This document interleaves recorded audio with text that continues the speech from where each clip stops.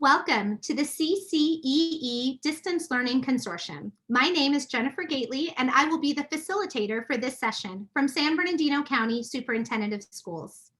Today, we will be engaging in Hot Topic Session 6, Supporting Early Learners in Distance Learning. The session topics for today will include further exploration into the why, the what, and the how of distance learning and family engagement. In this session, we will be exploring how to support school readiness in distance learning. We will look at the value of parent-teacher partnerships in distance learning for our youngest learners. And finally, we will explore developmentally appropriate experiences in distance learning together. But first, let's start with a quote. There must be a profound recognition that parents are the first teachers and that education begins before formal schooling and is deeply rooted in the values, traditions, and norms of family and culture. What does this really mean? This means that since the beginning of the distance learning transition, supporting the success of early learners in the preschool and early elementary years was identified as a priority.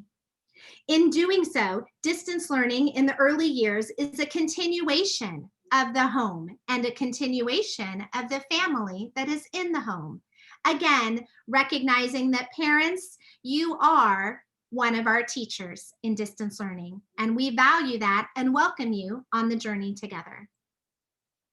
So let's continue that idea a little further as we look at our young early learners in distance learning. Early learners do have unique needs in distance learning as they lack the independence, they lack the proficiency to engage in distance learning without the support of their families or their care providers to be on them with this journey. So as we look at young learners in distance learning, supporting those young learners and the families with a sense of confidence, with the skills, so that they can engage together with their children becomes essential. In doing so, we often see three key areas that we can focus on together as we develop a partnership with the parent or the caregiver that's working alongside our young learners at home. First of all, a sense of clear communication, communicating with the family, not only about distance learning expectations, but about the needs that their child has in distance learning, recognizing that this is something we must do together.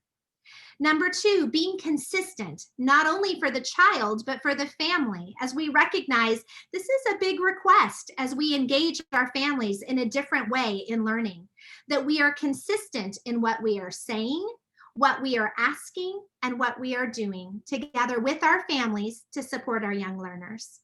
And finally, that we foster a sense of collaboration, that we truly go on the distance learning journey together with our families, as we often now will be welcoming them into the distance learning classroom environment together with the teacher and having those learning moments together as a family, teacher, parent, and child. So, how do we support the needs of early learning students in distance learning? Let's continue on this exploration as we look at inspiring active play for students during their school day. For our youngest learners, we know that school time can often look like playtime, and we want to inspire children to actively explore the world around them, whether it is the world in their classroom, the world in their home, or the world around their home. Teachers and parents can work together to determine what resources, what activities, what tools, what people are accessible for learning time in and around the home as we engage in real-world activities that foster learning time in a way that is not disruptive to the child during this transition time, but is what they are used to, a time to learn, a time to play, and a time to be together with other people. Number two, that we take the opportunity to foster creative play for our young learners as they move into the distance learning environment. that as we look at the tools and the resources that are available for all students to engage in learning during this time, it is often very different for our younger learners than it is for our older learners. And the focus is not on developing a sense of instructional goals and opportunities for learning, but to first begin with a focus on social goals and opportunities for emotional learning. So how can we work together with our families to ensure that as we look at places for learning to take place, that oftentimes for these youngest learners, it is a place for play to take place? Is there room? Is there space? Are there resources for students to engage in what often looks like playing time, but is an opportunity for students to explore how to be creative, how to be thoughtful, how to be problem solvers, and most importantly, how to be thinkers? And finally, that we develop authentic engagement opportunities together, not only for students, but for their families. Are we sharing with parents ideas so that they know what might be helpful for students as they engage in their distance learning time with the teacher, but also when it's their time to engage together with their child? Are we sharing those resources with families? They might look something like audio recordings, recipes, the use of household items so that students can play and have fun together, singing, dancing, walking outside, and even taking a family trip to the grocery store. That most often what is an opportunity for students to play together, when there is someone there playing alongside them and engaging and talking with them, that playing time is transitioned to learning time. So in summary, children between the ages of 2 and 7 are still in the pre-operational stage of childhood development. What does that really mean?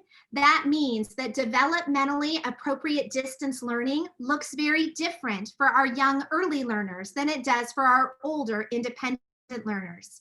So for them, it should include learning activities in the home that are authentic, that are embedded in play and exploration, and that minimize the use of technology and screen time for learning, and instead leverage opportunities to engage with others and the world around them. We invite you to continue to explore how to support early learners in distance learning as you look at some of the sample activities below, and you focus on strategies and tools that help our youngest learners to be successful in distance learning with their family and their teachers. This concludes session 6 of this series, Supporting Early Learners in Distance Learning. We invite you to continue this journey with us as we go into session 7, and we look at the other side of our learners in distance learning and how to engage adolescents during this transition. Thank you.